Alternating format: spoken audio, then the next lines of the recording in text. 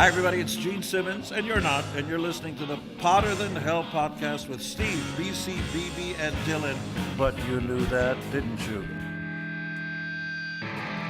Ladies and gentlemen, welcome to the Potter Than Hell podcast. This is your last stop on the crazy train of hard rock and heavy metal. So sit back, buckle in, and hang on. Here we go.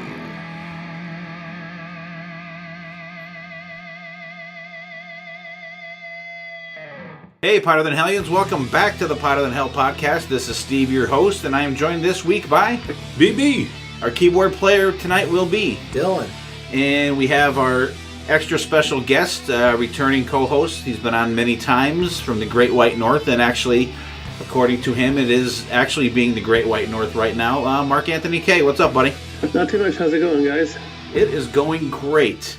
And we have Mark here tonight. If you guys have been kind of following our Facebook page, you guys know that Mark is the, I'll say, mastermind of the Projekt Gemineye project.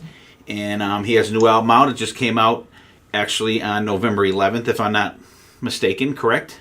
Correct. We'll get all of our preliminary stuff out of the way here. And hope you guys have been enjoying the show. If you're a new listener, we are a hard rock and heavy metal podcast. Don't let the name fool you, Potter Than Hell. It is not a Kiss podcast, but we absolutely were kissing to every episode, as has been brought up to me by my co-hosts here many, many times. It's usually, they time me on it. But check us out. We hope you like us. Everyone that has listened to us before, welcome back. It was less than 2 minutes. I was going to say about a minute 48. See, they're still timing me. Mark, before we get rolling now, what's up with you? Well, been keeping pretty busy. As you mentioned, the album came out on November 11th. Been keeping track of orders and stuff like that. Being that we have a postal strike here in Canada, it's made getting the album out a little bit of a challenge compared to normal. Thanks to a couple of people who have stepped up to help me, that's being rectified now. Also, a big shout out to the people who duplicate and make my albums, Train Records. The guy who runs the place, William, stepped up and said that he was willing to courier my orders to my distributor people for me. So that saved me a lot of hassle, and that saved a lot of time too, because ironically enough, the government here in Canada issued a back-to-work order for the postal workers. So now they have to go back to work starting tomorrow.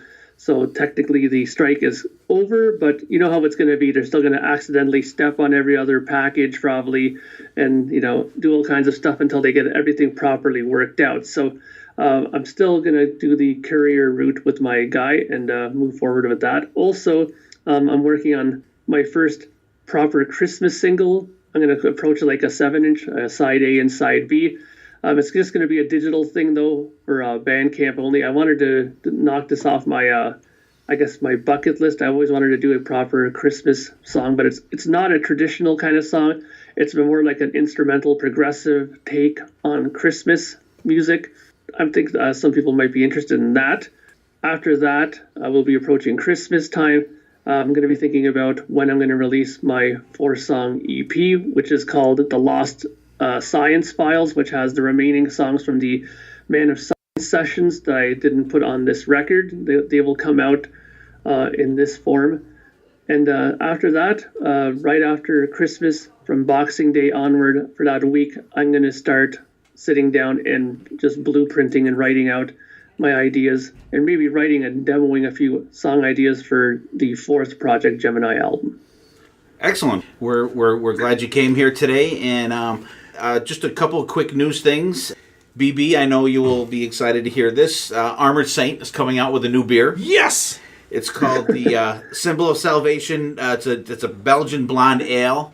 I guess it's supposed to be out in the next couple months or so, and we will absolutely have to try it and do a little taste test on the air here. Which brings me to, BC is not here tonight, as you guys already have probably realized. What? He's on assignment again. Where the hell's BC? I knew the Donald Duck costume was missing. See that? He's on the road again. And I actually texted BC today to see, because we're still looking for the Iron Maiden was it the Charge of the Light Brigade beer or Yes, whatever it's called. We still have not been able to find that.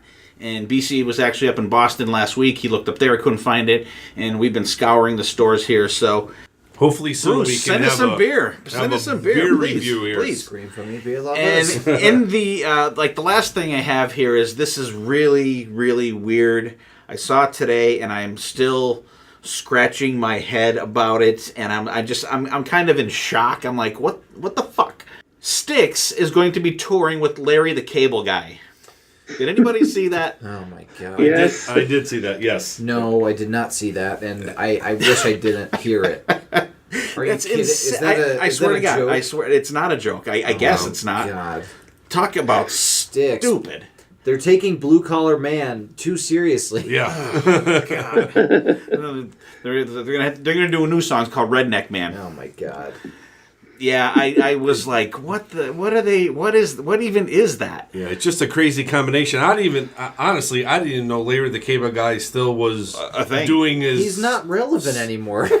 He wasn't relevant since after the first Cars movie. And He was doing some kind of pharmaceutical commercial or something. I don't know. Prilosec OTC Oh, there you go. is what it was. So, Yeah. get your tickets for Styx Jesus. and Larry the Cable Guy. I hope Larry's Which is- opening. I hope he's not like Yeah, he is. the Yeah. headliner. Jesus. So, if we go see Styx, it'll just be more time in the parking lot partying it up, and then we'll skip Larry the Go Cable in. Guy, which is absolutely ridiculous. There is one more news thing that we haven't talked about. Robert Fleischman with Vinnie Vincent no longer happening. Oh, that's right. We did not talk about it. Mark, did you guys covered that on FAQ, right? Yeah, I'm pretty sure that was discussed. I wasn't on the last episode. I had a family matter come up, so I wasn't able to do it. But I'm pretty sure it must have been brought up. I know for sure it's been brought up on the board at least. So, and I'll just give my quick 2 cents.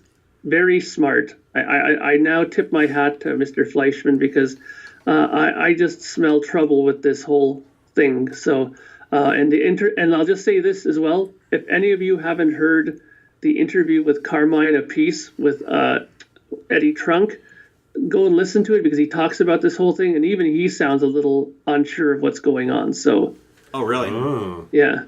I haven't. I'll have to definitely check that out. So can we take it? Can we take it to say that you're not going to be auditioning to replace him, Mark? He is looking for a singer. Listen, I wouldn't get involved with him even if I got like a 6-figure check. There's no way. No way. It wouldn't be worth the aggravation, I don't think. No. What do you think, BB? Nah, everybody out there knows I'm a big Vinnie Vincent fan, and it's just too bad that he came out the way he did, because it just seems that now he's back to his own shenanigans and nobody's going to trust him. And we actually had this quick conversation in the car before our recording tonight. When we met him in New Jersey, it just seemed like he was such a great guy, and he was so upbeat and ready to meet his fans and ready to get out there, ready to do some stuff. And, 5 months later, now he's ready to screw everybody over and think he's the greatest thing since sliced bread when... his guitar playing is god-awful horrible now.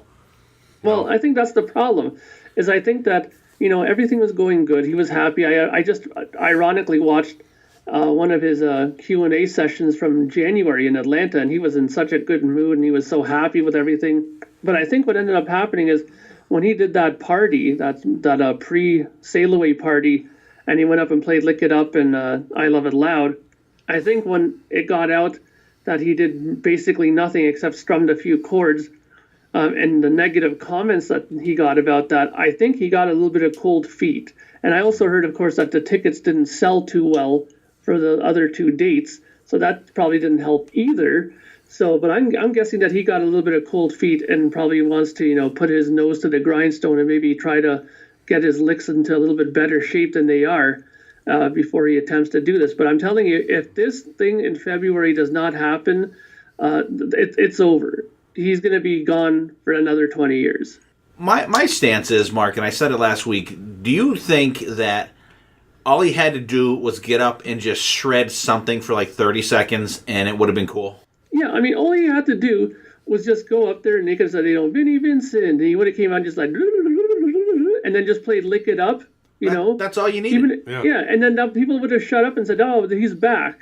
That's all it would have took. You know. Yeah, but he did nothing at all to quell any kind of thoughts in that area. He did just enough to get the participation trophy.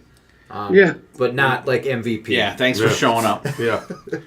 You were on the bench, pal. Congratulations. Yeah. And the funny, and I'm glad that Robert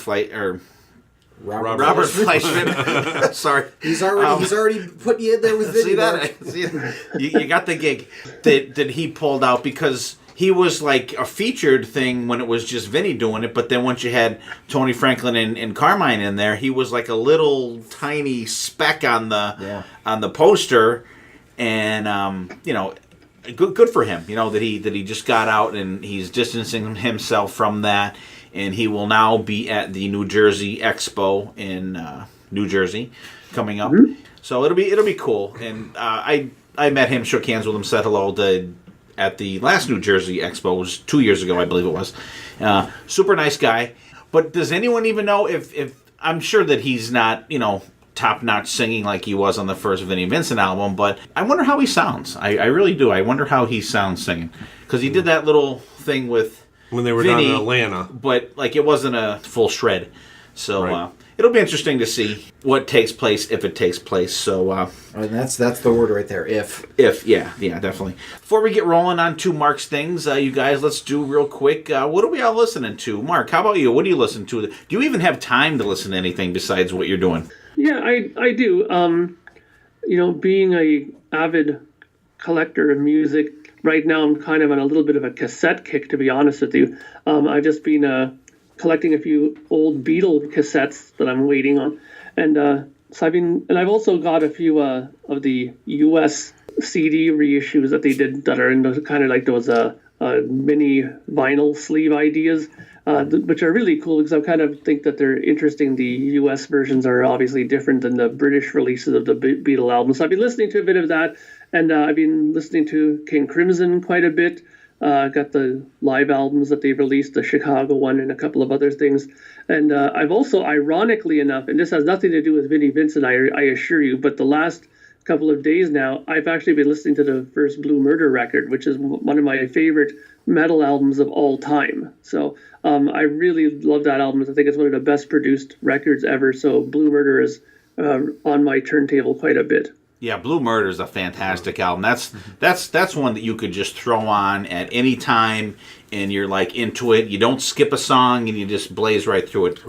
Great pick.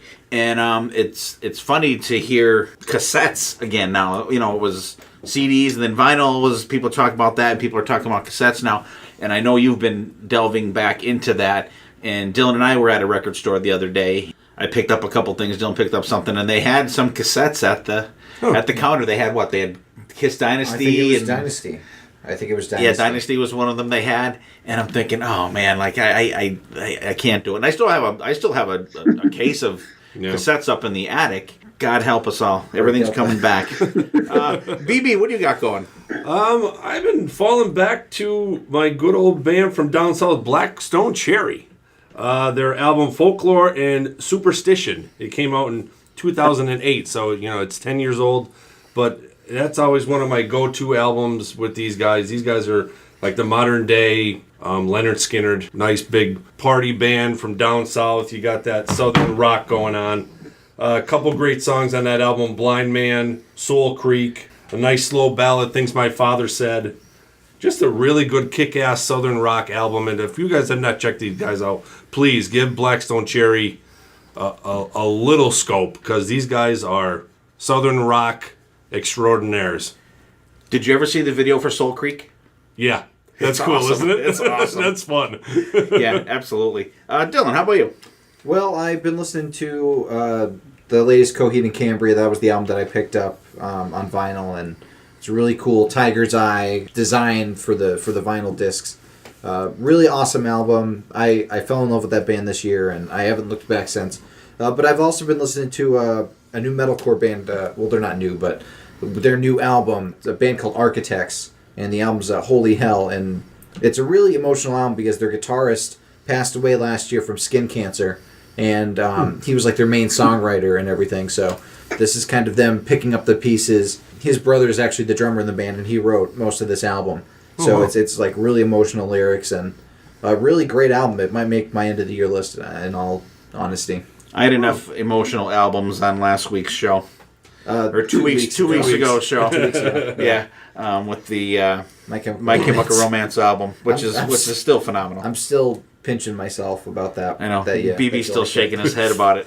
I don't understand what you guys hear. Yeah. I've been back into, and I know Mark commented on it, I've been listening to the first two Styx albums, and I was able to score Featuring Larry the Cable Guy. Yeah, I was getting ready for Larry, and I have Larry, and I was listening to Larry Cable Guy's new album called Jackass Prilosec Guy, but like the first two Styx albums, they're great. They're not the polished pop kind of stuff that they kind of evolved into. They're really like kind of raw and like early progressive kind of albums. They were really good, and I've been checking out. I picked up when Dylan and I went to the record store the other day. Picked up the colored reissue of Dream Evil, and what was the other one? Last in Line. No, last line I had, it was, I'm sorry, Sacred Heart. Yeah. Sacred Heart. Sacred Heart was a clear vinyl, and Dream Evil was a green one. And those albums are just great. And I've been actually listening to a lot of Dio stuff since we did the Dio Guitar Player episode. And I've been listening to a lot of the new Wasp stuff, like the Dominator album and Golgotha, and just phenomenal stuff. And Daryl Roberts is the guitar player in Wasp now, and he just absolutely tears it up. You do not miss Chris Holmes when you hear this guy play. There's a song on Golgotha called Miss You, and he just tears it up, and it kind of reminds you of the it's like a mellower tune, the ripping solo that they have in Sleeping in the Fire on the first Wasp album. It kind of reminds you of that, like the awesome guitar soloing in that song. This song, Miss You, just absolutely is right up there with that. It's just kick ass. So out there, you guys, let us know what you're listening to. Mark's listening to some old Beatles on cassette and some King Crimson and the always great Blue Murder. Dylan's got the Architects and Coheed and Cambria going. BB's delving back into a little Blackstone Cherry, and I've been getting into some Styx, some Larry the Cable Guy, and Get her done. and some Wasp and some Dio. So it's always good to go back to some of these albums, like Mark was talking about Blue Murder. Maybe we'll do an episode. We'll do a little more on the Beatles, right? On the Beatles? I'm not too much up on the Beatles. Someone else would have to. They just re-released the White Album. I did see that. I saw that.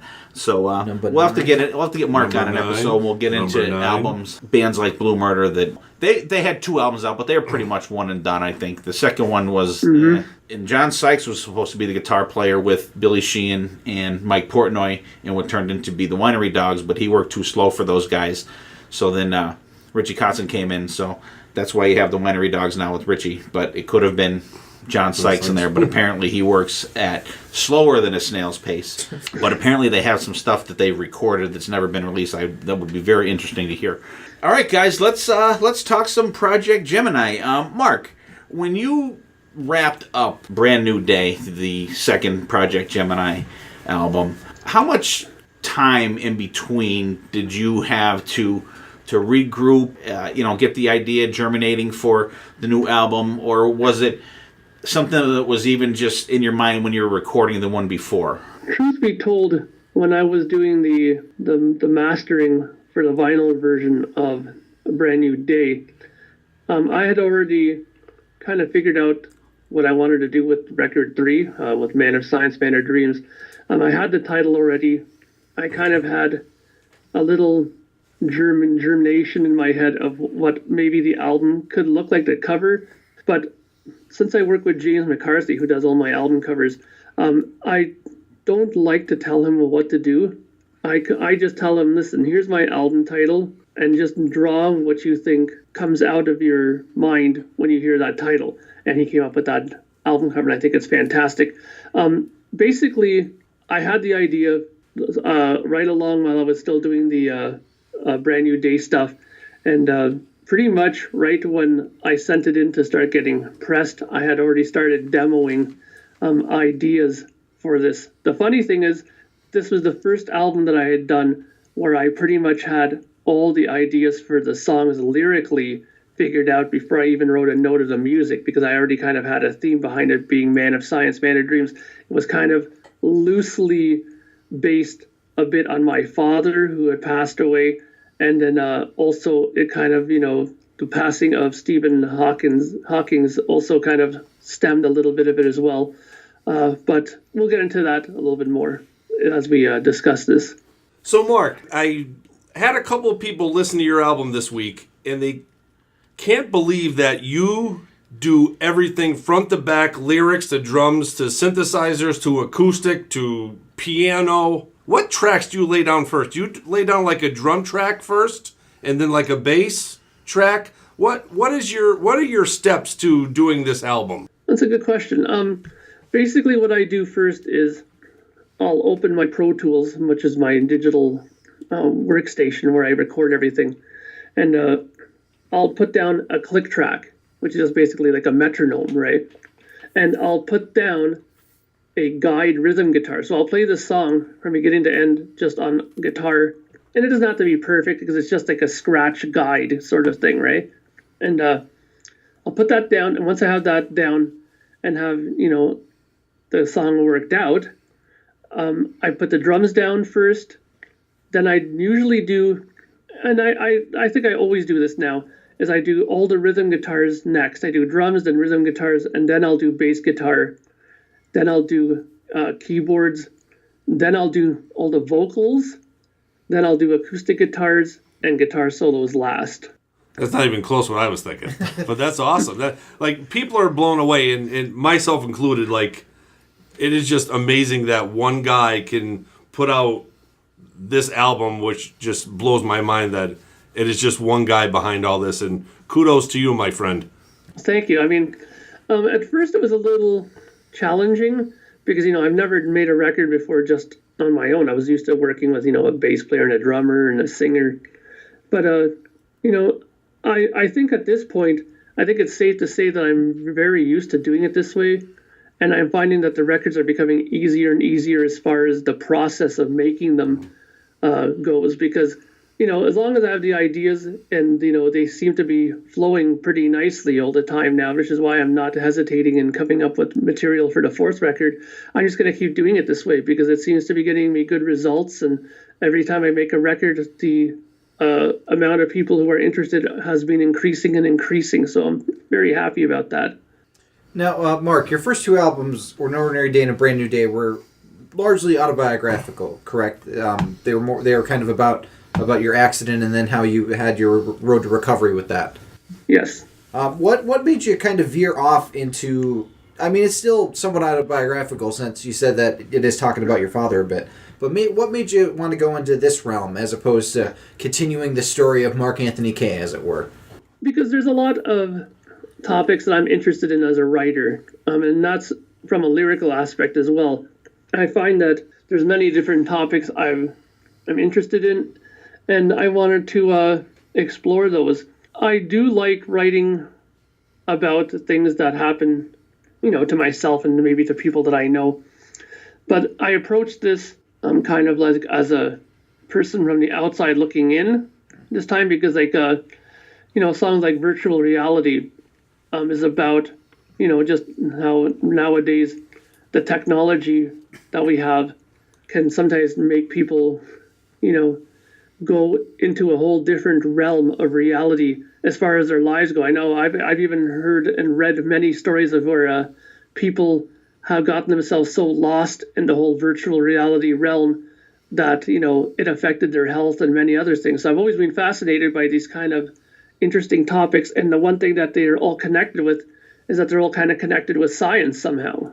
Yeah, and it even seems like you're, I don't want to say almost getting political at times with the last couple songs, but it does seem like you're addressing the global warming issue. So it's cool to see you taking on these topical ideas and putting them to song form. Yeah, I mean, I don't like preaching. I believe in Paul Stanley's opinion that, I let politicians do that. But, I mean, everybody has an opinion on everything. I mean, and I have mine, and whether it's right or wrong is irrelevant. It's just mine, and if you agree with it, great. If you don't, then that's great too. But yeah, I kind of wanted to address some of those things in there as well, because I mean, obviously you were probably thinking about how I mentioned about the polar ice caps melting causing the India flood that I talked about in that one song, right? Yeah. But yeah, I mean, that's what I'm saying. A lot of these things interest me. Like I'm really into documentaries, and I'm really into the whole space channel and space exploration and all kinds of things. So I like talking about those things in song form, and they're of interest to me, and I'm sure that there are people out there who have interest in it as well. But I don't want to ever come across as like, finger pointing or finger wagging and stuff like that. And I don't think it does. I think you managed to really address the issue, but also there's almost kind of like finding a hope to looking towards the future for a brighter answer. They're just kind of emotional words that really resonate well with the music. So I just want to say kudos to that. Thank you, because I mean, they're pretty honest. I mean, especially the song that kind of, I guess not has the most meaning, but the one that has a sort of special meaning to me is Secret Science. My father has always been involved in science to one degree or another. He was a pretty well-respected engineer. He did a lot of stuff with magnetics and physics and stuff like that. And growing up in the house, I discovered a lot of things that I wasn't aware of, and things that I'm sure maybe a lot of people don't know too much about as far as science goes. But the science community as a whole is very closed, very tight-knit people, and don't like outsiders coming in. And that whole song is kind of based around the whole thing where if a scientist comes in with an opinion different from the general community of the scientists, they usually frown on that, because think about it from their perspective.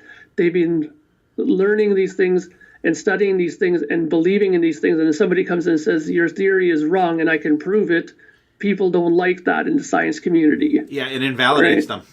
them. Yeah, and you would think that they would be open to it because it would make progress and move forward, but the people have a big ego in science. That's one thing I've learned, because of my father and hearing about all these late night things that, he would have debates and arguments about with people. And it's just living in it was fascinating. And I had to kind of put pen to paper with that.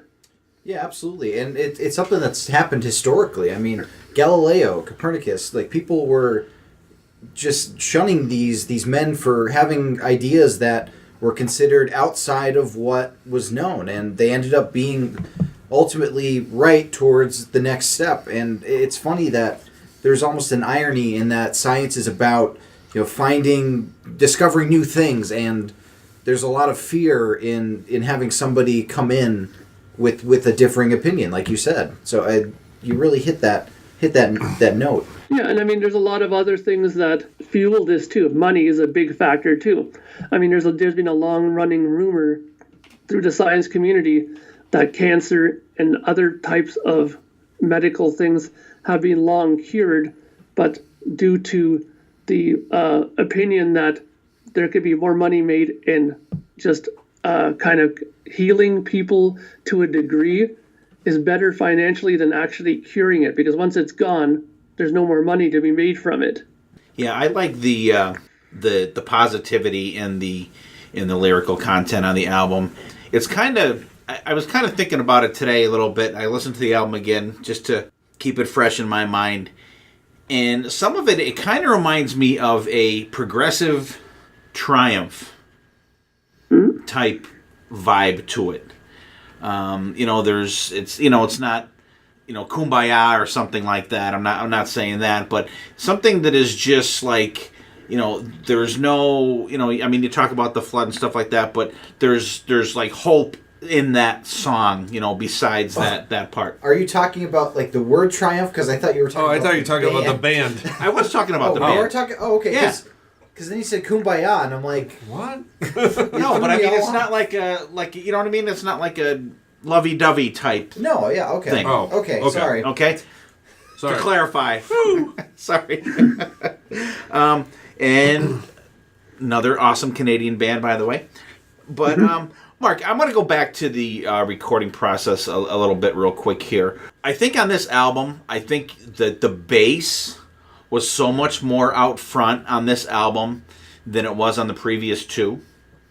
And I think it sounds fantastic. But what was your process of choosing a bass sound and a different drum sound? Because I remember you were posting about what kit was going to be the drums for the album, and the guitars you were using, and I love that stuff, and just like the you showing the guitars that you use and stuff like that. What was your process of? Have you did it a part of a song and recorded it with a certain guitar and were like, nah, you know what, that's kind of not what I was going for, and then I had to go back and grab a different one, and then you were like, oh yeah, that's the one. Did that factor in anything like that?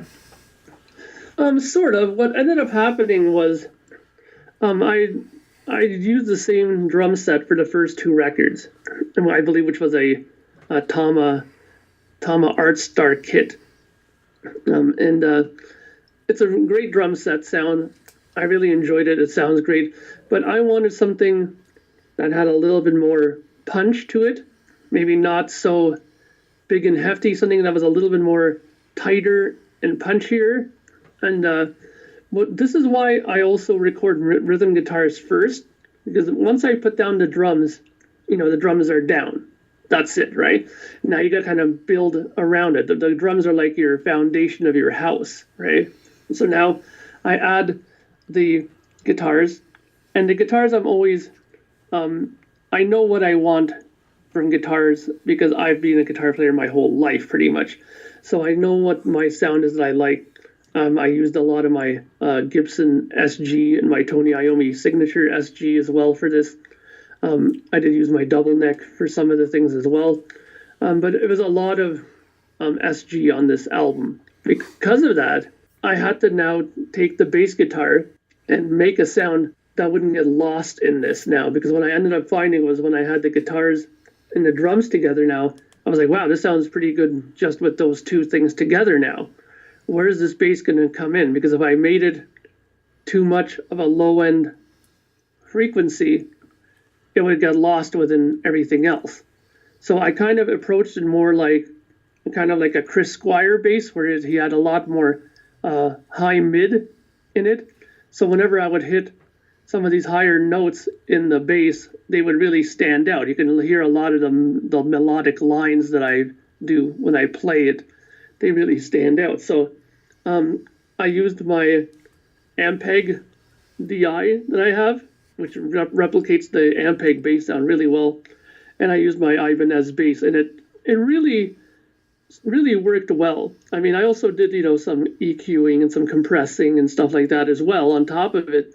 But really, it was just dialing in that kind of upper mid frequency on the bass that made it really stand out. And I mean, most people, when they hear me say that I do that, they're like, well, aren't you going to lose a lot of bottom end? And I say, no, I'm not going to, because the bass is still there within the bass.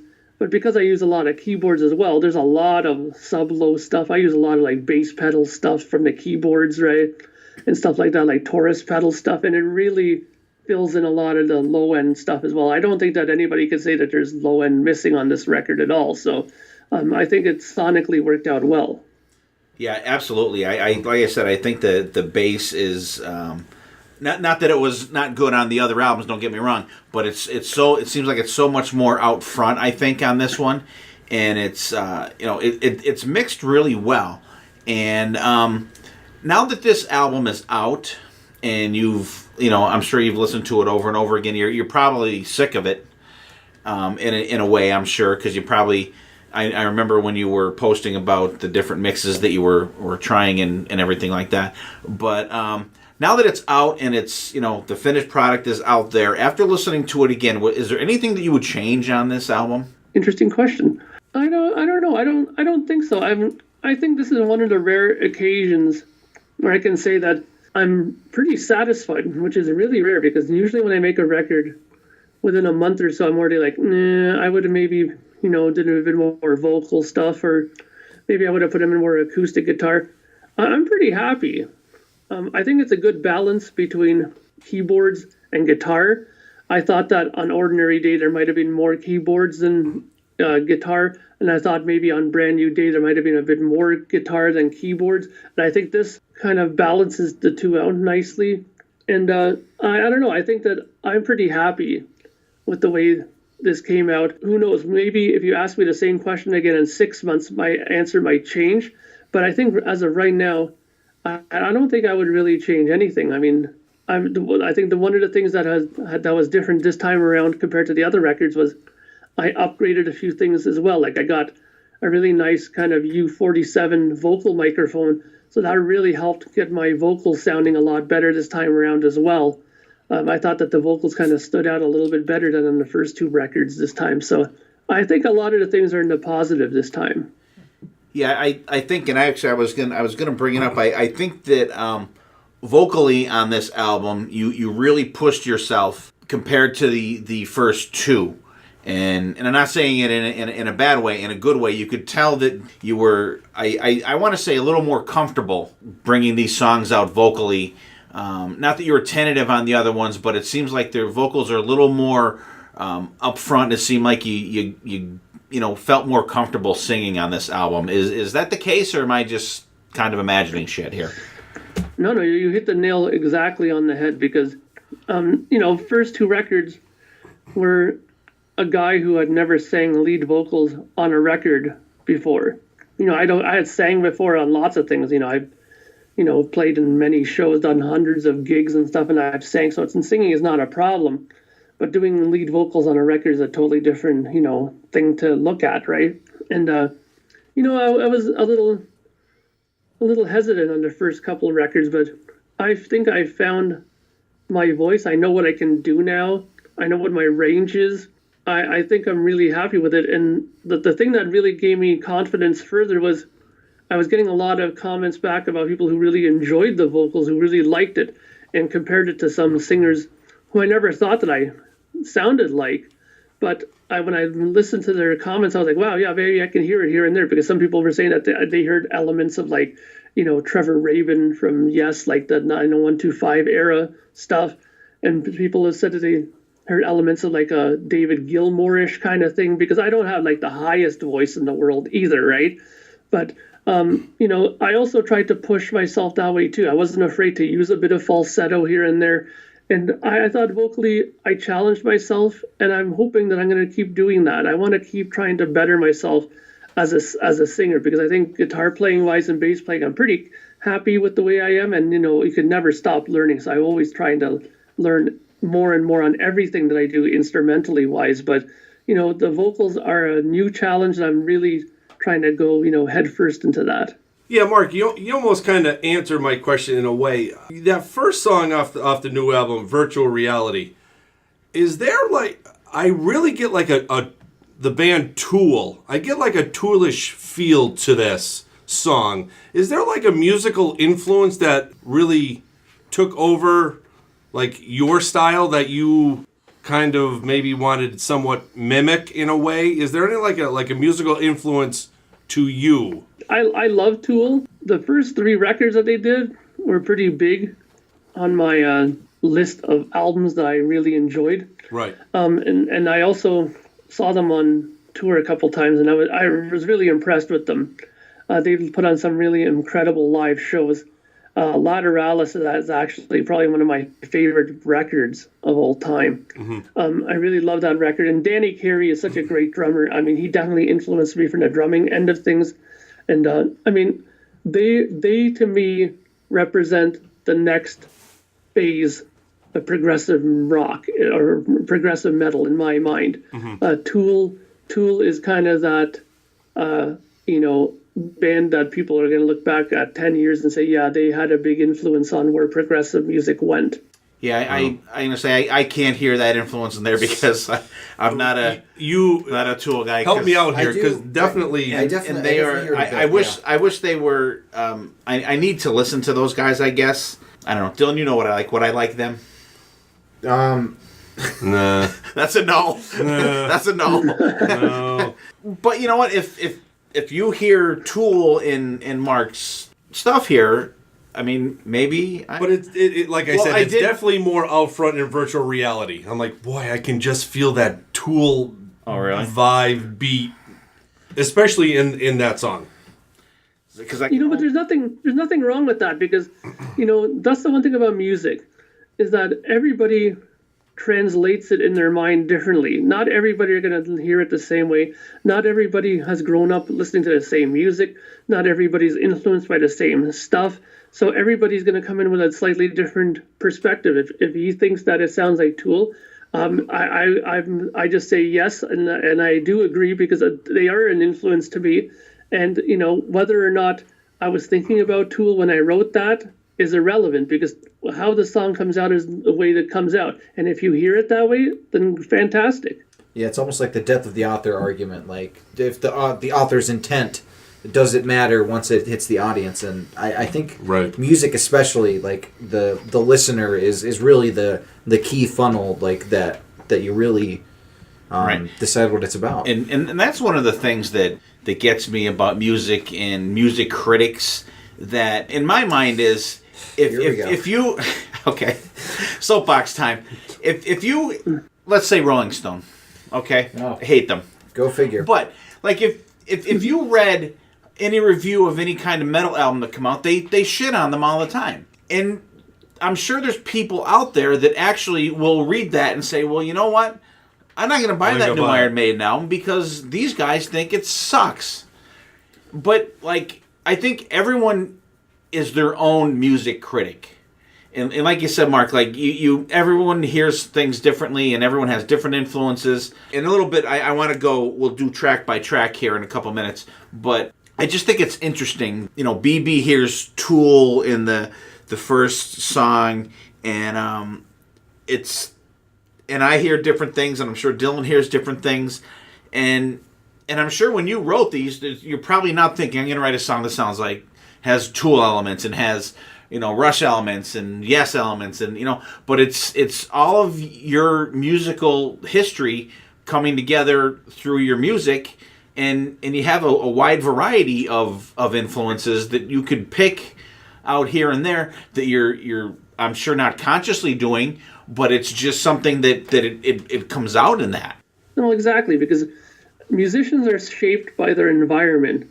If I grew up in a household that listened to just Neil Young and, who knows, like, whatever, like just ABBA or stuff like that, then my influence would be totally different and my songs would come out different. But I grew up in a house that had a vast array of different things, from Elvis Presley to Rush to Yes to Triumph to Kim Mitchell.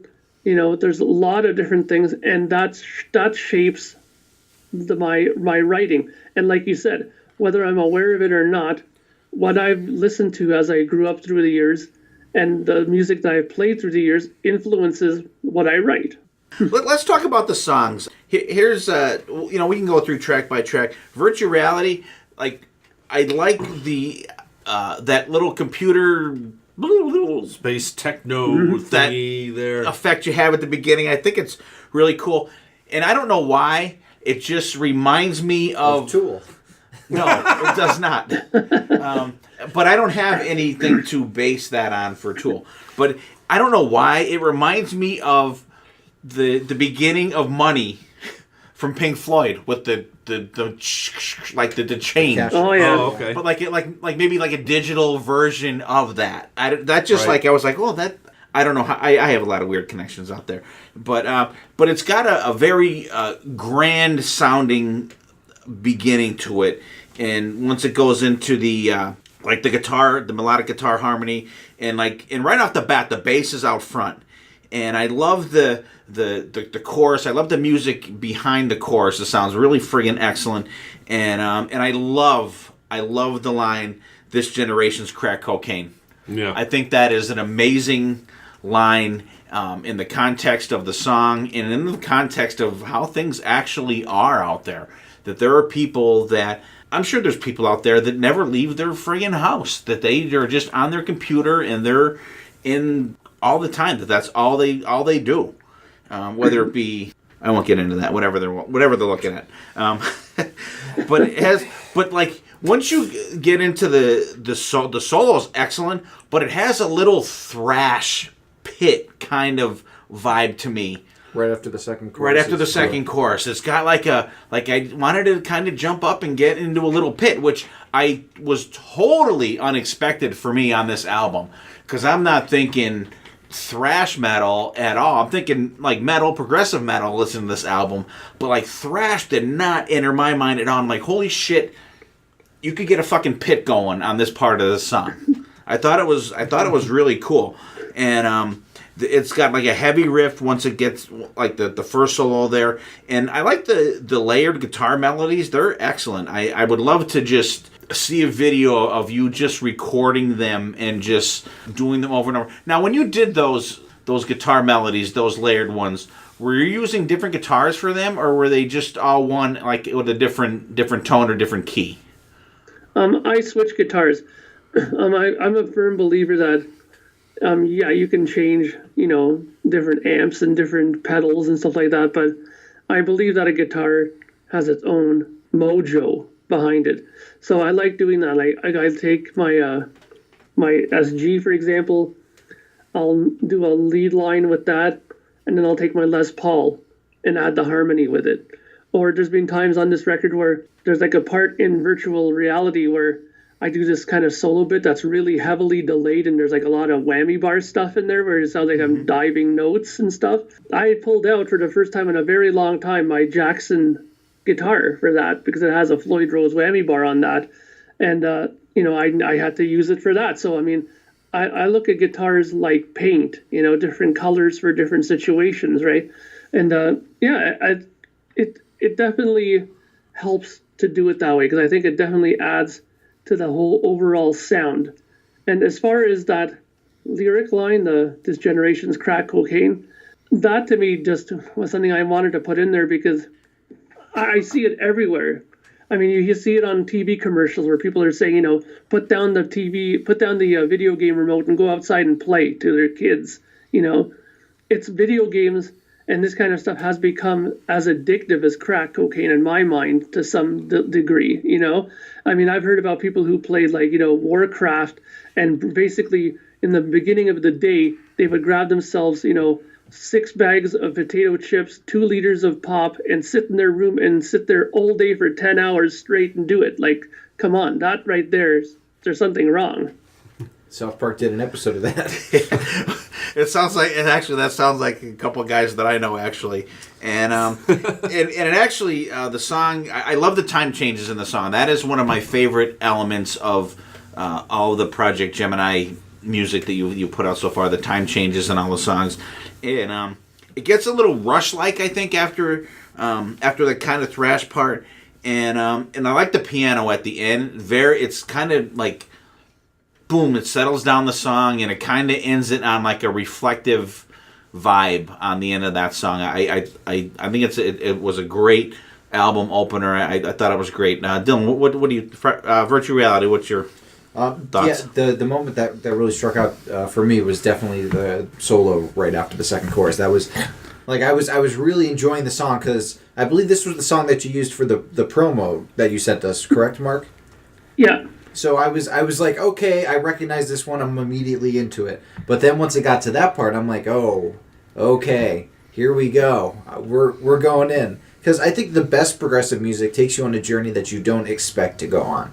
Like, you're going different places that you weren't thinking, okay, it's not predictable. It's not the most predictable genre of music. And I think this song shows that. And in the best possible way, it takes you on twists and turns, and you just end up in a completely different spot. Like I said, I didn't expect that thrash-like part in any songs on here, and boom, I get it in the first song. I was like, awesome. I mean, the thing is, I was playing thrash music for a long time, and so I'm not surprised to hear that, it popped out in my music because, I was huge into bands like, Testament, Nevermore, and, the Bay Area thrash stuff was something that I was really heavily into. So, that's not a surprise for me. But I understand the surprise within this music because, that's something that people don't usually combine too much, progressive, and all of a sudden, boom, throwing a bit of thrash metal into it. Yeah, I really thought it was a great opening song from the second it starts because you hear that spacey techno music, which really, it already grabs you from the first note. You're like, oh, wow. And then the drums come in, and they're like that heavy distorted drums. Then he starts with that guitar. It's just a fantastic opening song to an amazing album. And like I've already said before, it brings me back to that Tool vibe. I still like it. Yeah, I mean, that's great. I really appreciate the kind words about it, because I mean, I always thought that when I was done with the mixing of this record, that song really stood out as, you know, as the opening track. Yeah, you definitely hit it out of the park with that one. Cosmic Sea.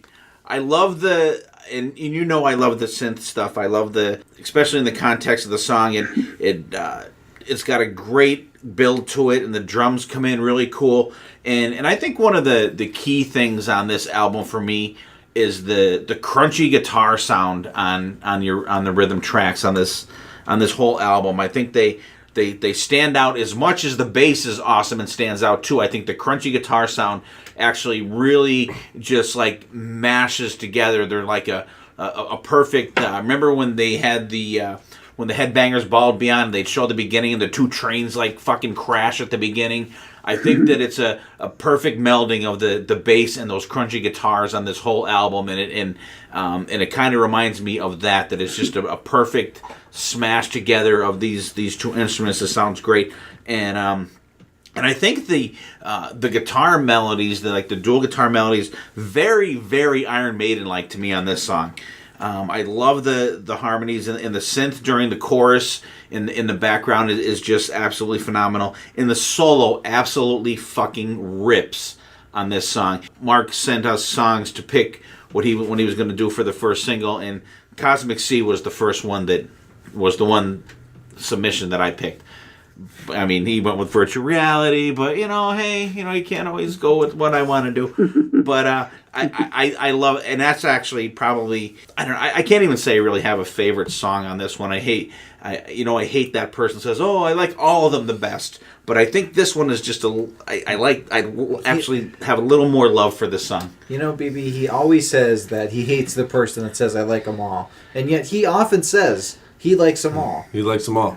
But what really surprised me tonight was he liked the synthesizer or the keyboard, whatever you want to. I do, but it needs to be done in the proper context. I think you also like synth too, because like a lot of bands that you listen to have pretty heavy synth. I do, but you know what? And it's weird because Mark, I'm sure you remember when the backlash and the people that went out of their minds when Van Halen did Jump. Oh my God, they're using synthesizers. Oh my God, we're going to die. And BB's ears perked up. That's right. But they used an organ on friggin' The Cradle Will Rock like 3 albums before that. So it wasn't a big leap, but it was so out front and people just lost their minds. It didn't open the song. No. Like it did with Jump. Although I will say, Ready Player One, that's the very first song you hear is Jump. Oh, really? Yeah. I do, and you know what? And I'm definitely a person that was influenced by MTV when it first came on the air, and all those songs like Duran Duran and Aha and all those early bands. We literally sat through all of those videos and those songs to get to Another Thing Coming or Kiss, like Lick It Up or something like that. We had to sit through all those songs, and you just absorb it through osmosis through all those years. And when those songs come on the radio, whatever, I'm singing along with them because I've known them because I've watched them a million times, waiting for metal shit to come on. Watching Martha Quinn and Nina Blackwood and the rest of the gang. And that's just one of those things that you may rail against it, but you are definitely a product of your environment. Yeah, I absolutely agree. Yeah. Cosmic Sea, I think, is the perfect song to stare at the album cover to. Because as I was listening to this, I pulled up on my phone as big as I can get it, because it didn't have the CD, the album cover. And it's like amazing that the song just like makes the album cover come to life. And I think it's a really awesome pairing in that sense. I know that sounds weird, and it sounds like I just smoked a giant bowl of something, but like I think it's the perfect song on this album to look at the album cover during, in my opinion. That's just Yeah, I mean, but I think that's good because I've always been a fan of albums that did that. Like one record that immediately jumps to mind when you just said that was Somewhere in Time. Oh. I thought that the music on that, it did the same thing for me. I would look at that album cover while I listened to that whole Maiden record and was just like totally lost in it. And those are the kind of things that I always try to do with my stuff. I try to give my supporters something visually as well as musically. Well, Mark, I hope they don't shit on you like they shit on me when I said I liked that cover for Iron Maiden, by the way. I wasn't shitting on you, Emmett. That was me trying to win a debate. I know. I like that album cover. It was too busy. Listen, I had to argue against Painkiller in the March Madness episode. You think I enjoyed that too? Yes, you did.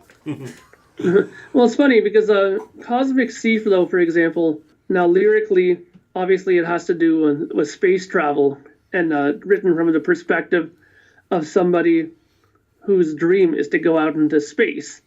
And he realizes his dream and goes out and does space travel. Now, that to me is another, obviously like astronomy and stuff like that is like another form of science. So that's the connection there with the whole title, right? Mm-hmm. So as we go through the songs, you'll see what I was kind of, thinking of when I was writing these lyrics and trying to keep a connection to it. Because while it's not a concept record at all, but I like to have at least a running thread, at least, on my records.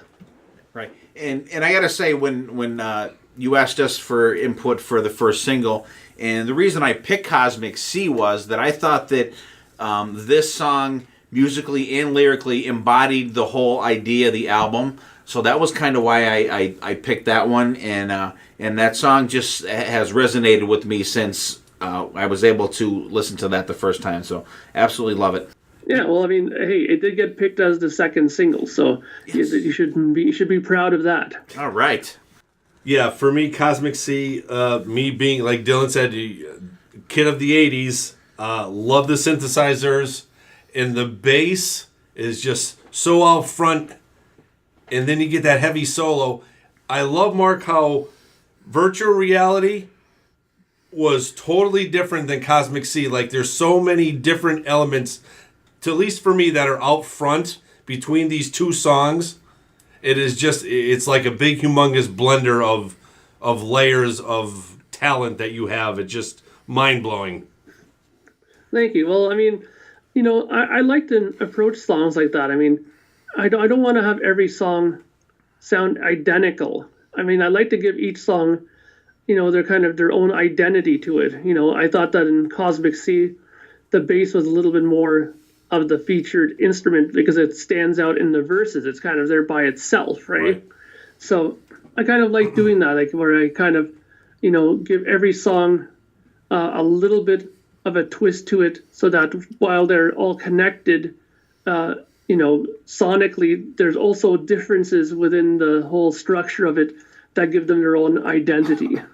Yeah, I absolutely love it. Like I said, it's noses out for my probably favorite on the album. Definitely, it's got all the great elements in it. To Hope to Dream, I really like the keyboard at the beginning, very Pink Floydish, I think, and then it comes in with the acoustic guitar, which I think a little bit of yes comes out in that, and then once it gets going with the melody, with the bass and the drums, I hear a little Dream Theater in there too. Very, very cool, and I love the lyrics, time for a change or have we given up? And it's just one of those songs that I think, we talked about hope in there, and like this one kind of, I think, shifts a little bit in the other direction, but then it comes back. And I like it that there's like, have we given up? But like we really have not.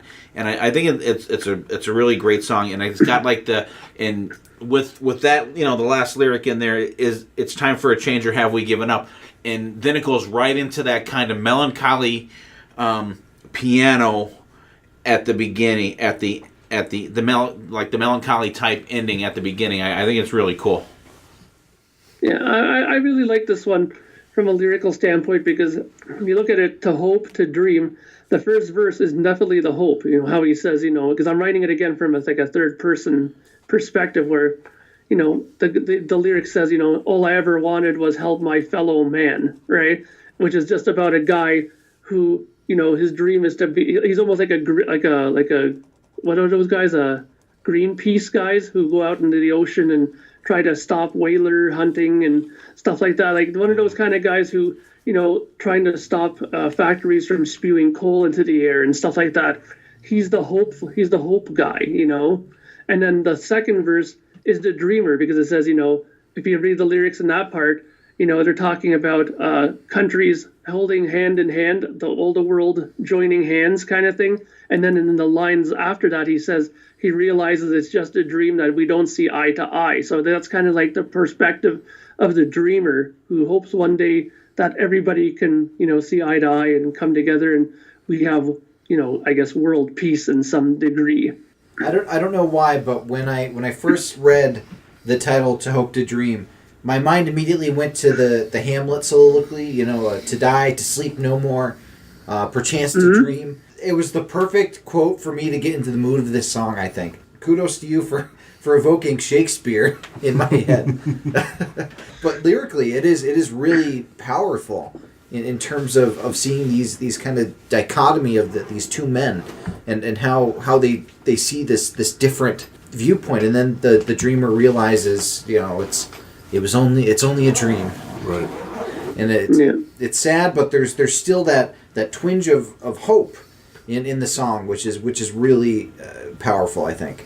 Yeah, well, I think the ending of the song is supposed to spark hope in you, because while it's saying, or have you given up in there at the end, that's kind of the direct question to the person. It's not that we have given up; it's just asking, will you give up? Will you, are you that convinced that nothing good can come of this? Stand up and raise your voice. Make a choice, and there you go, right? Yeah, it's the call to action. I think that really furthers that message really well. Yeah, I thought "Hope to Dream" was a really good song. I really enjoyed the acoustic guitar. Now, Mark, is this the only song that has a acoustic guitar in it? I believe it is. Yeah, I think it's the only song that has acoustic guitar running through it from top to bottom. Yeah, right, because it really grabbed my ear when I heard it, because it's something I didn't quite expect it, but it was just amazing when I heard it. It was really cool. And then once again, the synthesizers kind of grabbed my ear once again. Being that 80s kid, it's just from top to bottom, musically, lyrically, it's just a really good song. Great, thanks, man. I really appreciate that. It's one of the songs that I really enjoyed how it ended up giving the message. That was the main thing that I was really hopeful for, is that the message was clear in it. And I like the way it resolves that way, kind of very subtly at the end. Right. Yeah, it's almost like a fourth wall break in a way. Yeah. Yeah. Yeah, really good. Excellent. And there's not a song on here that you could say is like, it's okay. I think they're all excellent songs. Very, very cool. Secret Science, we talked about that a little bit lyrically before, and I thought it was very powerful lyrically, that there's probably a cure for cancer or diseases out there, and it's a money grab. It's definitely a money grab. I'm sure, Mark, you could concur. I'm sure when you probably saw what your medical bills were from when you had your accident with your leg and stuff like that, it's just insane that if it wasn't for insurance, you could never possibly pay what the fuck they charge for shit. You know what I mean?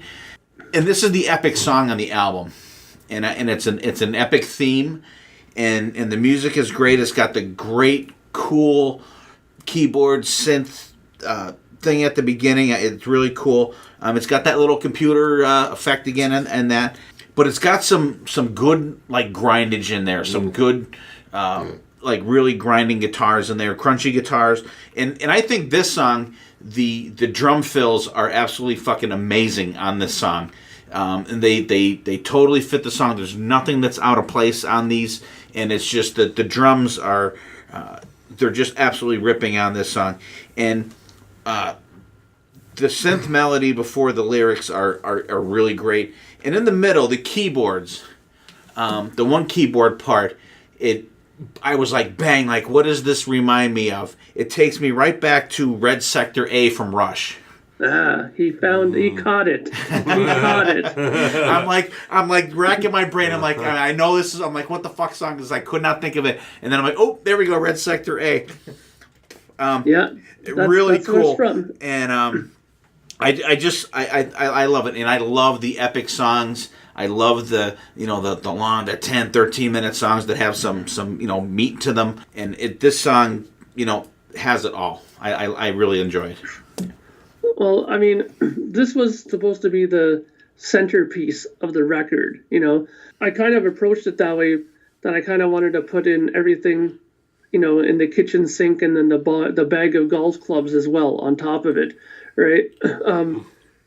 So I kind of approached it also from the perspective of the listener. I kind of wanted to think about it, how would I write the song that I could make it 14 minutes and not make people check out of it, so that's why I have parts like that where it drops down into that Red Sector A keyboard part. And the hats off to you that you picked that out, because I was waiting to see if somebody would discover the connection, and good for you that you found it.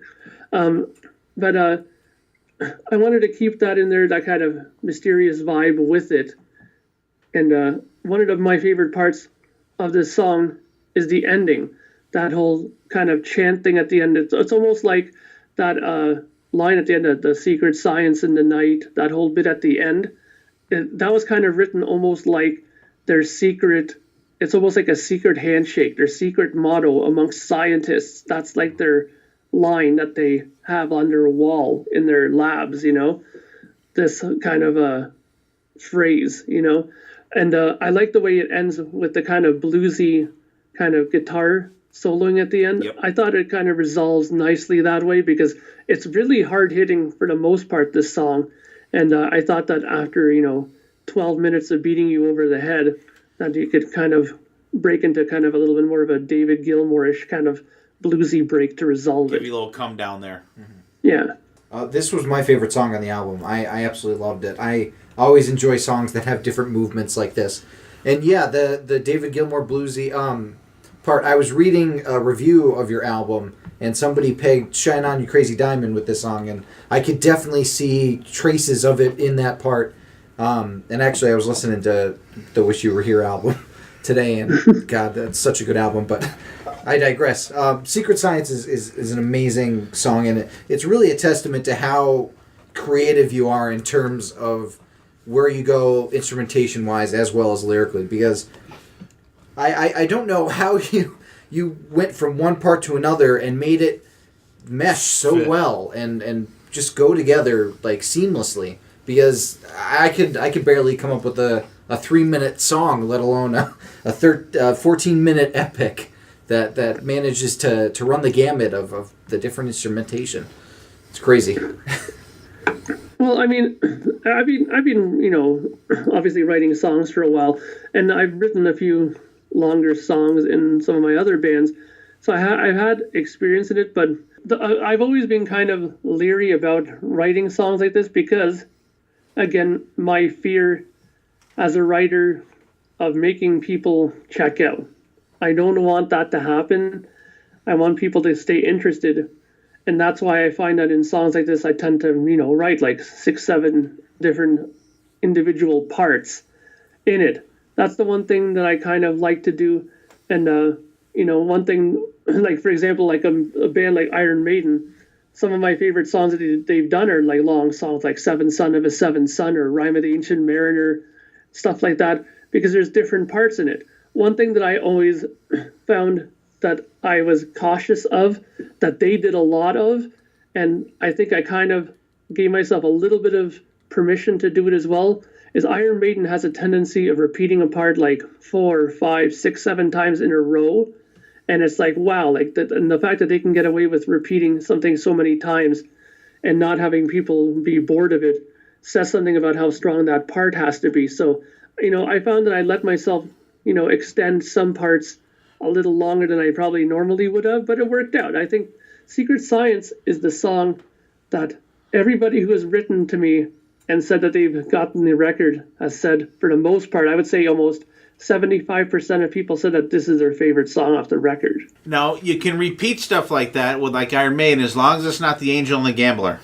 Yeah. Oh, I don't even get me started about that record. Sorry to bring that up, but as soon as you said that, I'm like thinking unless it's that song because that just drags on way too long. But awesome though, BB, what do you got? Go no more tears. Yeah, this song is probably the highlight of the album. But 13 minutes and 51 seconds. That's the quickest 13 minutes. It just takes you on that journey lyrically, and you're like, wow, that was. It doesn't. You don't realize it's that long because you're just sucked into the vocals and you're sucked into the music. Then there's that little spacey techno thing in there, which was cool, and then I loved the guitar distortion in the song.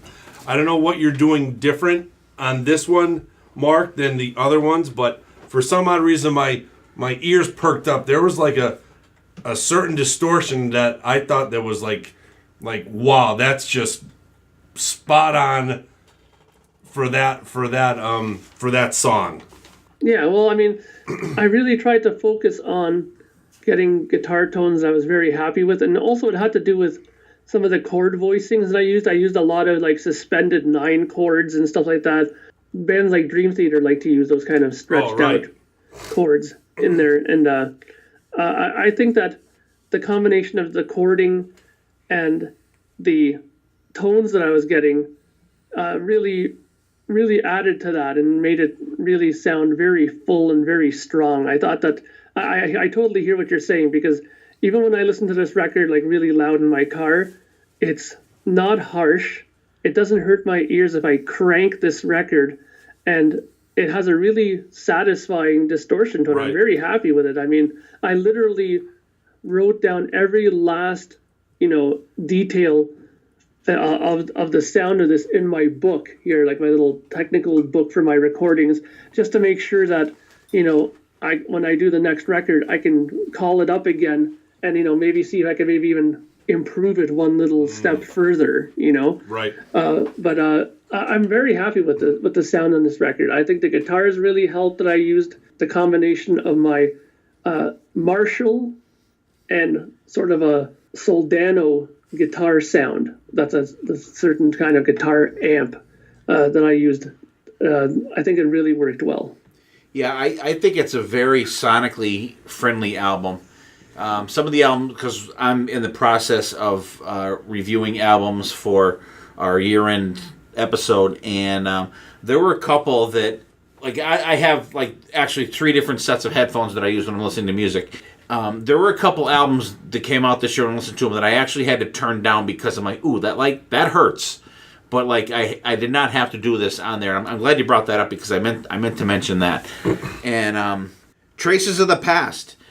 If I'm not mistaken, this is the song on the album that is just a straightforward rocker. No synths, no keyboards, guitar, drums, bass. Correct? You're correct.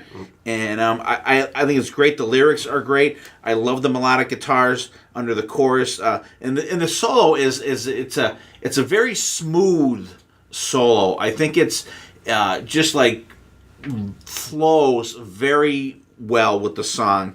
And I think this is the song, in my opinion, that you probably pushed yourself the most vocally, it sounds like, on this album. And I think it came out great. Yeah, it definitely was. This one was kind of challenging for me because of the fact that there wasn't like a lot of keyboards or no keyboards at all. Sometimes if the more stuff you add instrumentally in a song, you can find ways to kind of cover up your vocals a bit if you're not so confident in them. And because this is more of a just straight guitar-based drums song, the vocals had to pick up the slack of what was missing from the keyboards, kind of be up a little bit more up front. That's also why I kind of layered some harmonies in there as well. I doubled my lead vocal a bit stronger on this song than I did on some of the other ones. And, I really enjoyed this one. This was kind of written from the perspective of somebody who was like a archaeologist perspective, who was digging through, the dirt looking for traces of the past. There you go. And trying to find his connection to the past, because you know what they say, for us to move forward, you have to at least know what happened in the past, right? That's usually a good way to look at things, right? I mean, you don't want to make the same mistakes twice, right? Yep. And that's how people kind of look at it, what did mankind do before that, maybe got rid of a certain culture, you know what I mean? Like you think of like the Mayans and stuff like that. What got rid of their culture, from when them being such a huge, part of this planet to now being pretty much totally gone, you know what I mean? And that's what archaeology, I think, sometimes does, is they go and try to find traces of these things, what caused this to happen. And, I have interest in that because I like watching documentaries about stuff like that. So I kind of put it in there, and I kind of purposefully use those kind of lyrics because I thought that this song kind of had the most maidenish vibe to it, with that guitar at the very beginning, those dual guitars at the beginning. So I kind of thought that archaeology would be a good topic for a maidenish kind of song. Yeah, this was a great way to end the album, I think. Especially after the epicness of the song right before, and having this straightforward rocker, stripping down to the basic rock band ingredients, really helped to, I wouldn't say a palate cleanser because it's still an amazing song, but it helped make you come down from the prog epicness to go for like the straightforward sprint to the finish, if you will. Yeah, and it's perfect, and it's purposefully arranged like that. I mean, I always kind of write my records now with the vinyl in mind. I don't know if you guys noticed that, but my records are never longer than 41, 42 minutes long, and that's because I want to be able to translate that onto vinyl, and the way the songs are arranged will fit perfectly on vinyl. The first 3 songs will be on side A, and side B will start with Secret Science and end with Traces of the Past. Oh, that's cool. And I did not know that. I really like this. It just heavy right out of the gate, and it's a great closer. And it just shocks me now that you say that, how it just balances out side A to side B, and just stripped down basic drums, guitar, bass.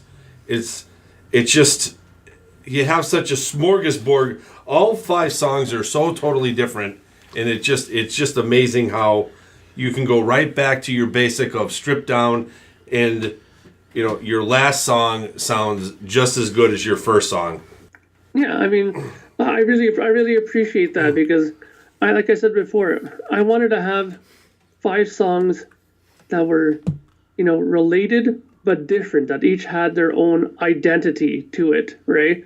And I think that it worked out that way. I think that, each song has its own kind of identity. Like you said, This is the more stripped down rock song. We have the epic song. We have kind of the Pink Floydish influence song in To Hope and To Dream. We have the kind of, not 80s, but more kind of 70s, 80s influenced synth stuff for Cosmic Sea. And then you have kind of like a thrash, kind of heavy kind of song with Virtual Reality. So I think all of them have their own kind of little stamp on it that, gives it its own identity. Yeah, I think it was a great way to wrap up the album.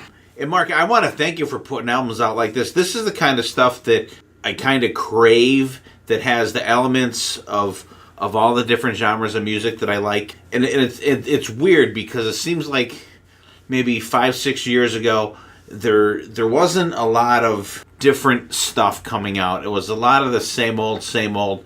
But now, bands like you, projects like you, Projekt Gemineye, and there's a couple other ones out there that just have melded a bunch of different genres together and have come out with something completely different, and something that is just like it's kind of like them coming out with a new flavor of ice cream. Yeah. That, it's a little bit of this, a little bit of that for something that's like totally different. And I think it's just great, and I think it's great for music. And our buddy Gene Simmons said, rock is dead. He's 1,000,000% wrong on that field. Awesome album. And what we're gonna do is now we're gonna take a little breather. We're gonna do our hidden gems, and we're gonna come back and we're gonna talk about Mark recorded some bonus tracks for this album, and we're gonna talk about them right after our gems. All right, time for our. I'm gonna just change it to gems. It doesn't have to be a hidden gem. It could be something you think is cool. You don't think so, Dylan? No, go ahead. Def Leppard released the song. They redid a Depeche Mode song. Yeah. Okay. Reach out and touch space. Yeah. What is that song? Reach out and touch me. I just thought it was being funny.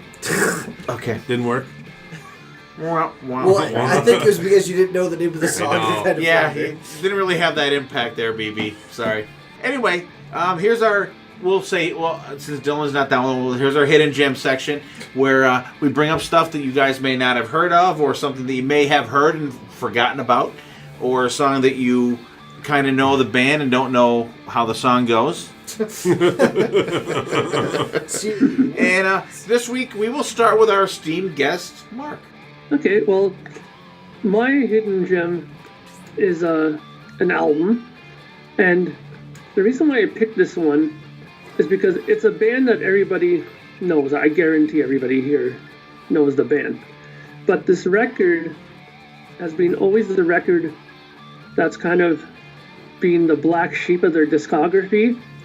And it's the album that people rarely refer to that say, oh, that's a really great record. In fact, this is the one they always say they think is the worst record, but I really like it, mainly because it has a lot of deep cuts.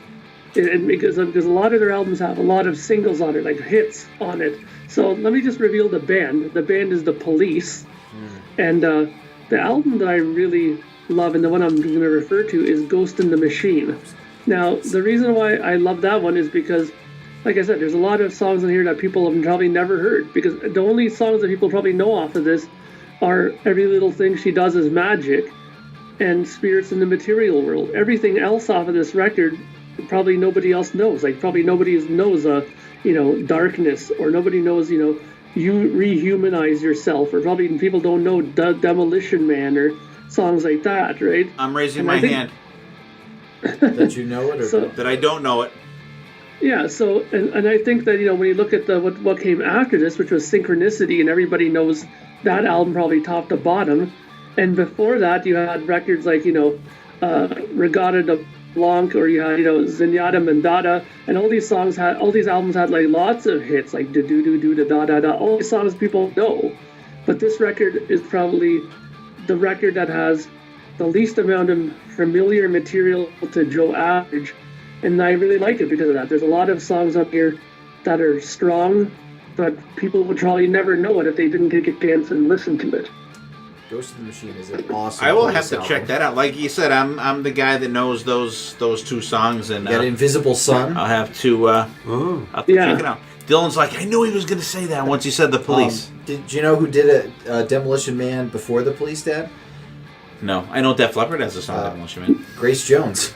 Oh, really? Same song? Yeah, same song. It was written by Sting, and Oh. Grace Jones had it out first, and then The Police released their version. Oh, cool. And actually, Manfred Mann's Earth Band also released a version of it. Oh, Blinded by the Light. Yeah, Right. Wrapped up like. I mean, that was. Was that Why the Earth do they Band? keep copying off everybody's songs? Well, I mean, Sting wrote it. Wasn't their big hit a Springsteen song too, though? Who? Manfred Mann? Yeah. No, I don't know. I don't know. Blinded by the Light. Is that a Springsteen song? That was, I know he does it, but I don't know who actually wrote that. That was on Greetings from I hate Asbury talking Park, about his first album. Good album, No though, more Mark. Springsteen. Good pick, though. I will definitely have to check that out, Mark. Absolutely. Dylan, what do you got? My hidden gem is a tribute album called Subdivisions.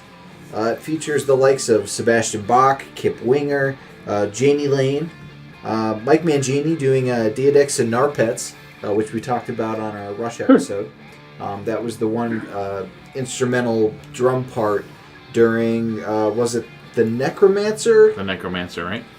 The Fountain of Lamna. That's it. Okay. Yeah, I always get those two confused on Caress of Steel.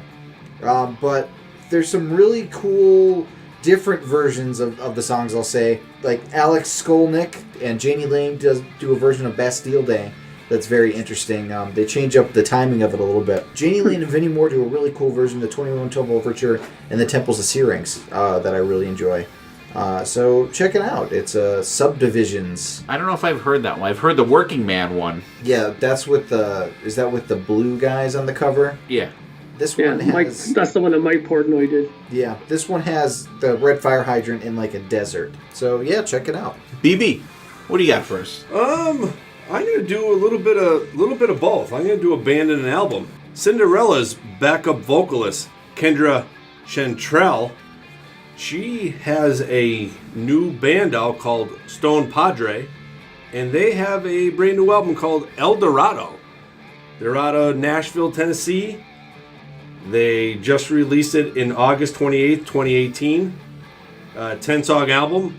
It's pretty much like a little melodic with a female vocalist, so it's almost like a toned-down Hailstorm. If you are stuck in the 80s like pretty much I am, and you like that melodic stuff with a female vocalist, this album is definitely right up your alley. And believe me, she can really sing. You know, she's a background vocalist for Cinderella with Tom Kiefer's wife. You always see them in the background, but you know, she's out front with this one, and she's really spot on with her vocals, and I give her a lot of props. So check it out. We'll have to check those out because we've seen Tom Kiefer several times, several times, and great voice. One of the background vocalists for Tom Kiefer, and you can't go wrong because and actually I think a lot of the Cinderella stuff and the Tom Kiefer stuff lends itself to that type of background vocals, like the female kind of bluesy kind of female background vocals, kind of like the Motley Crue, the 976 girls. All right, cool, good pick, BB. I will definitely have to check those guys out, and we will post something from that band, and it's Stone Padre El Camino. And I picked Dorado. El Dorado. Yeah, not El Camino. That's a car. Are you sure? You said El Dorado, did you? It's not? El Camino. It's El Camino. Well, you said El Dorado. El Dorado. That's an Iron Maiden song. Jesus. That's the City of Gold. God. El Camino. See, I think I have the car in my mind. Well, actually, they're both cars, right? Yeah. They're both cars. Yeah, I believe. Okay, El Camino is also an album by. Don't worry, Dylan will fix all this when he edits this. Black Keys. So my they're not in format. They are not. I will agree.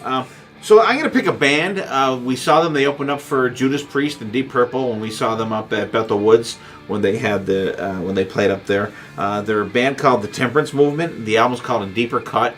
They were cool. They were young guys. They were a bunch of young guys because I got to go backstage with Ed Jankowskis and his wife, and those guys were sitting there eating, their post-show meal or whatever it was, and they were a bunch of really young guys, really nice guys, and the music was cool. It was kind of, I don't know what you would even call it, stoner rock maybe, kind of a little more sped up. Although but it does have that. I'm not crazy about their name, Temperance Movement. That's like they want to take our beer away from us. The lead singer had really unique stage presence. Like he was his own man.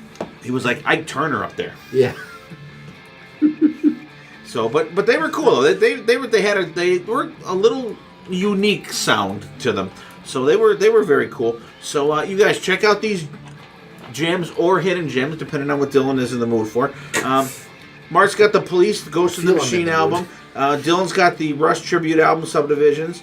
BB's got Stone Padre El Camino. And I have the Temperance Movement, A Deeper Cut album. So check those guys out. Let us know what you guys think about them. If you guys have something out there that you want us to check out, seriously, let us know. We'll check it out. We'll let you know if we like it or if we hate it. Just be prepared if we don't like it. Dylan will be polite, but I probably won't. No, I will. I'm not going to, He's not going to treat it like Weezer's debut album. No, because hopefully it won't suck as bad as that. That album is good. That album is good. Mark, what do you think about that album, by the way? Honestly, I'm not big on Weezer, so I can't really give it a fair assessment because, to be honest with you, I don't think I've ever heard it beginning to end. You're not missing much. Okay. All right. All right. There's our gyms. You guys definitely check them out. Let us know if you guys have a gym you want us to check out. And when Mark did the Man of Science, Man of Dreams album, he also did 3 bonus tracks, which were friggin' excellent. Mark, I'm not sure, how are they released? Are they released yet, or are we kind of giving everybody a preview here? I'm not really sure. Well, everybody knows about them. I did mention them on my Projekt Gemineye updates that I do.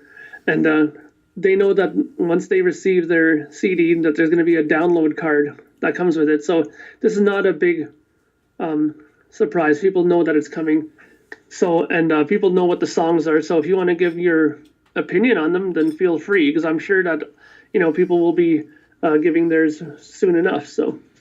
Yeah, we want to just talk about them a little bit. The 3 songs are Charisma by Kiss from the Dynasty album. I Can't See My Feelings by Budgie. I'm not really sure what album that comes off. I'm not a Bandolier. Bandolier, okay. And the Genie from David Bowie. Sane. Huh? Aladdin Sane. Aladdin Sane. I have that written down there.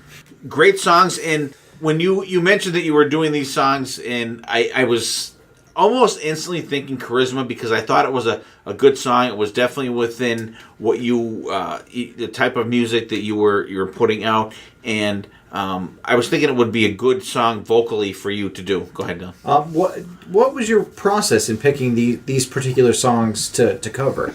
I didn't want to pick songs that I thought were done already a dozen times. I mean, the only song that probably would fall in that bracket is probably the Genie. Mm-hmm. But I love Bowie, and I love the Mick Ronson era of Bowie. Now, right away, people would have thought when I said that he's going to do something off of Ziggy Stardust. But see, I didn't want to do that. Done to death. I wanted to do something that was not done as much. And it's funny because I went to the local music store and I was trying out a guitar, like most musicians usually do. So I plugged in to a Marshall half stack in the store, and they let you, crank it. It's a pretty huge music store. So I plugged in my Les Paul that I had there, and I just out of nowhere started going dan dan dan dan dan dan dan, and then somebody in the store looked and started going, hey, cool. And then he started singing along, the Genie. He started coming beside me and doing it, and I was like, hey, wait a minute. And I kind of clicked in for a second that, hey, I really like the song. B, that lots of other people like the song, and thought, it's not the hardest song to play, but it's very cool. It has very much a kind of swagger to it. I figured I'd make it my own style by omitting the harmonica playing in it, and just kept it more straight rock. So that was how I did that. As far as Budgie, I love Budgie. They're a band that I know not a lot of people are too familiar with. They're part of the whole, British music scene, like when Maiden and all those guys were out and around. They were out just before that, like in the 70s. But I thought that they were very cool. They're a 3-piece. They remind me a little bit of Rush in some ways with the guy's voice. And I love that song. The first time I heard it, I just immediately took to it, and I wanted to do it right away. As far as Kiss goes, you know how much I love Kiss. I mean, that's not too much of a mystery to people. And it was just a matter of picking a song, again, that hasn't been done 100,000 times. I'm not going to do Detroit Rock City or Cold Gin or something like that. I want to do something that somebody hasn't done often, and Charisma falls in that category. You could have done Got Love for Sale. Yeah, I mean, I could have done a dozen songs. I could have did 100,000 Years. I could have done, who knows? Yeah. I could have done Naked City. I could have did, Boy. Great Expectations. Yeah. Yeah, so I enjoyed them. I thought they were cool. I thought Charisma it's got a great drum sound. It's got the grinding guitar. I like the vocals. You didn't try to over sing it, and I like that you didn't do, because you for an average Kiss fan that's out there that has heard Charisma, like a million. Like I will listen to that 1,000 times more than listen to Detroit Rock City or Shout It Out Loud or something like that.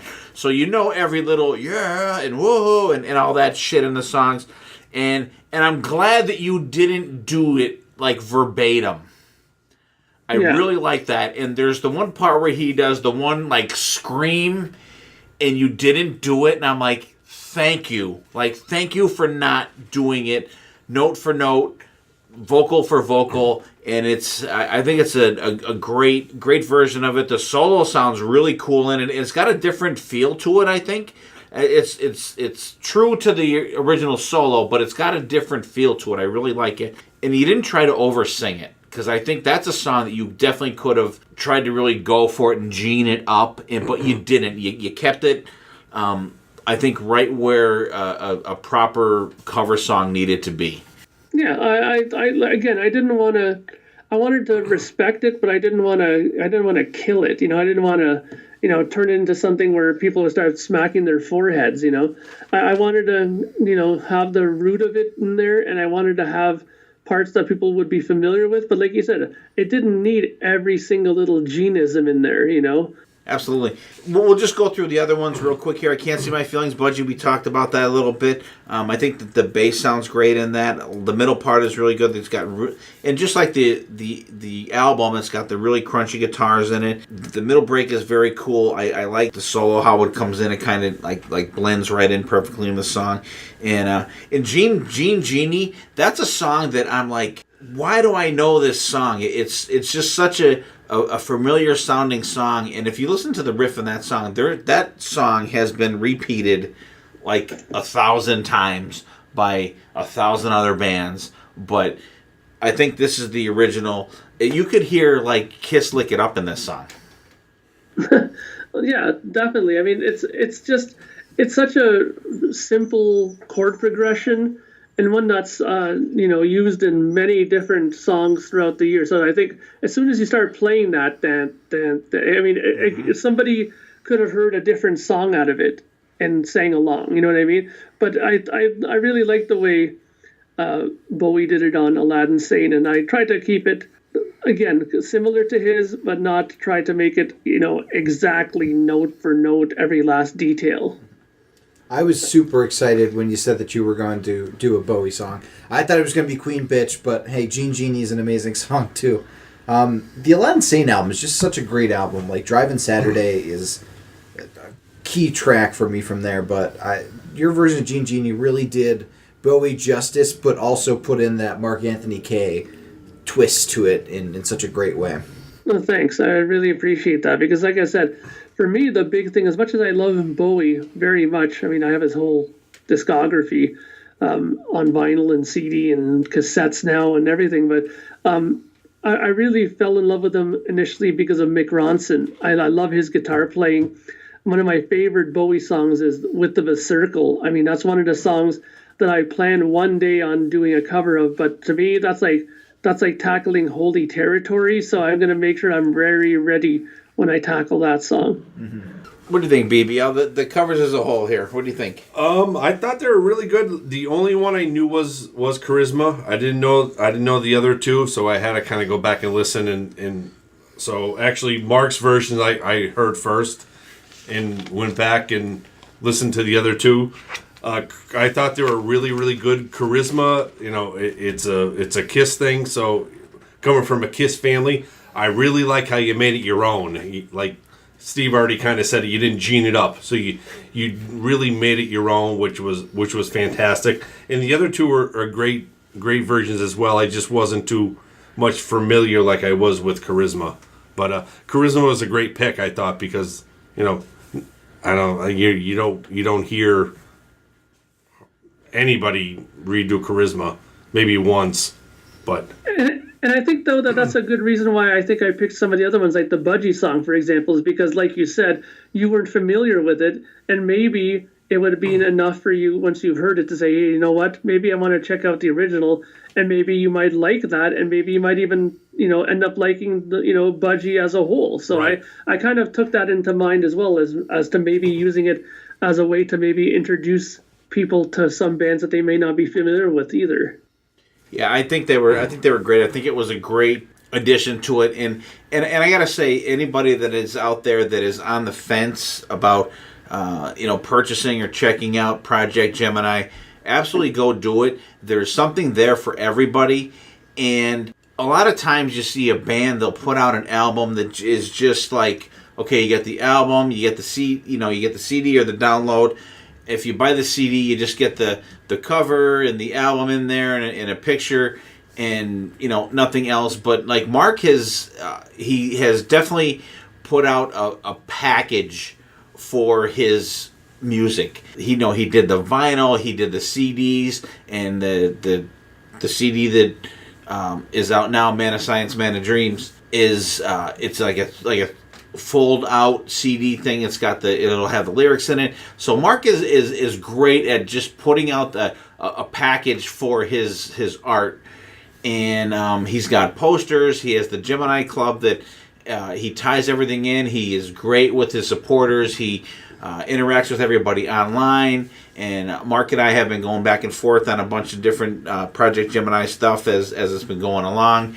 And I think Mark is just a very, I know Mark, you don't like to call them fans, but very fan-friendly artist is what I'll say. That when you get the stuff from Projekt Gemineye, you're thinking, wow, this is fucking awesome. But then you're also thinking, man, I wish my other band that I listen to would put out cool shit like this too.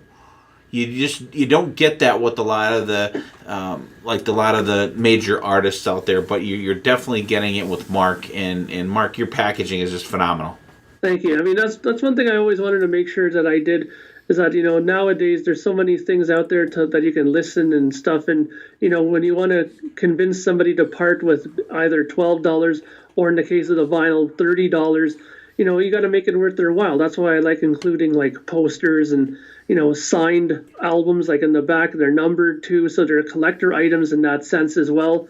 And now when I did this pre-order for the CDs, I offered posters. I offered handwritten lyrics that people bought, and I also offered 2 CDs of bonus stuff, which had alternate takes of some of the songs, and I also provided a song build CD, which shows I picked a song which was To Hope to Dream, and I showed how it was constructed, where one of the tracks is just the drums, bass, guitar. Then there's another version of it where I added the acoustic, then where I added the keyboard, and so you can see how the song developed from beginning to end. And people really hip to that and really wanted to, hear it. So a lot of people bought those extra options.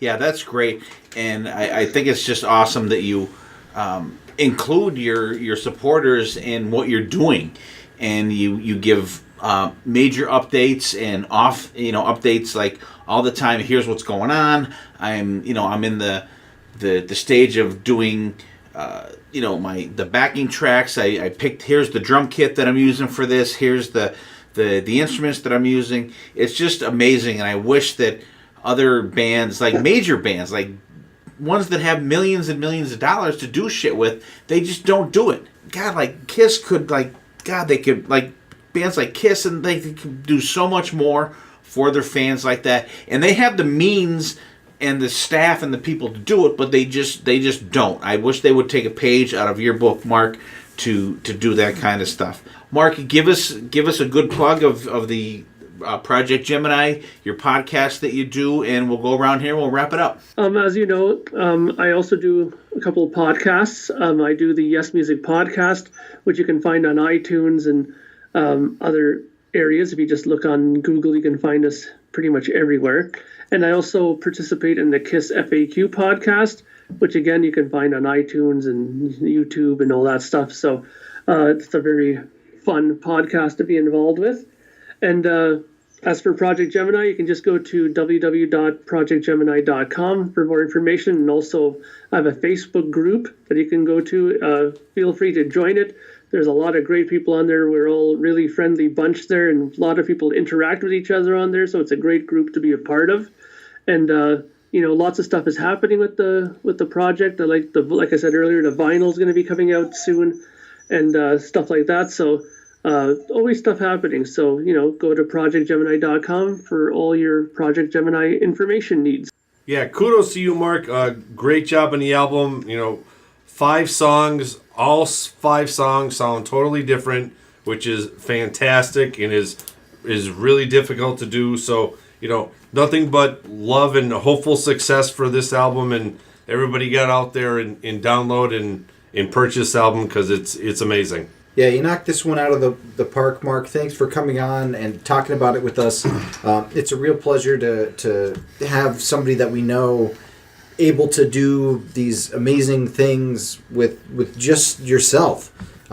It's really cool to see how your mind works and how you're able to put all these pieces together into this one coherent package that's just amazing. And everybody definitely check out Projekt Gemineye. Really great stuff. Yeah, I want to thank Mark for coming on tonight. And I want to apologize, Mark. We got a late start tonight. You guys, seriously, check out Projekt Gemineye. Check out An Ordinary Day. Check out Brand New Day. Check out Man of Science, Man of Dreams. You will not be sorry. There is something for every rock fan on all of these albums. You could actually put all 3 of these albums on, 1, 2, 3, and just listen to all of them right through and just have an amazing journey with this music. And like I said, it covers everything. It covers, you got some Iron Maiden in there, you got some thrash stuff, you have some Dream Theater, some Rush, some Typo Negative. Some Tool. There you go. So there's some Tool in there also.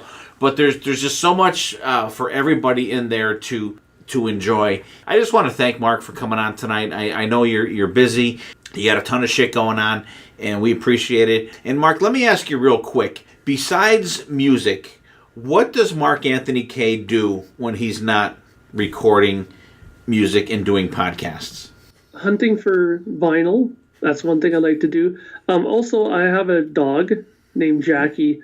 She's a really big part of my life. Let's put it this way. When I broke my leg years back, years after that still, I had trouble with my leg. But ever since I had got her, she forces me to take her out for long walks and stuff like that. So she's really helped me get back into much better physical shape now. So I like to spend time with her. I like to go out, to parks with her and stuff like that, and just get involved that way with myself as far as keeping myself in shape and stuff like that. So I think as I'm getting older, I'm trying to keep myself in good health, because I want to be able to do this music for years and years to come, right? So, and I think that's a important thing to keep in mind, because I think sometimes musicians kind of don't look at that part of their life, and when they start hitting a certain age, they start realizing that things are starting to break down a bit, and if you don't keep an eye on it, it could break down permanently, and then that's not good. So I keep a good close eye on my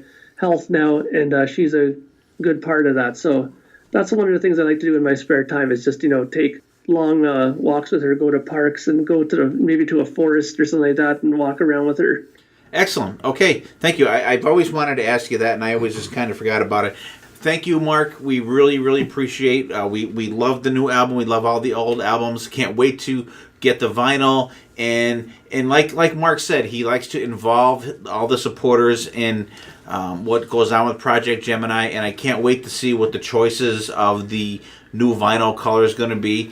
It's a small thing, but it's actually a big thing that you have an artist bringing his supporters and people that like his stuff into the realm of what he's actually doing. So get out there, support Mark, Projekt Gemineye. Mark can also be found on the Yes Podcast and Kiss FAQ Podcast.